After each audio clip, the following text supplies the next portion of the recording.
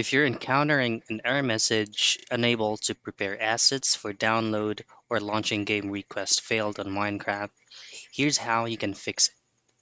So first is open up your Minecraft launcher.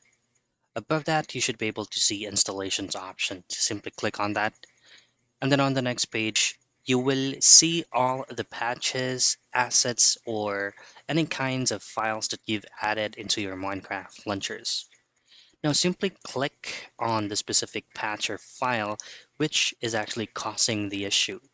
And right side on that, there's actually a three dots. Simply click that and choose on delete. Now for you to be able to reinstall the file that you're trying to re-download, however, launching game request has failed, for you to be able to reinstall it, just go back into your Minecraft launcher dashboard, hit on play, and it will automatically reinstall by itself. And that's pretty much it. That's the very basic troubleshooting step for you to fix Minecraft Launcher, unable to prepare assets for download.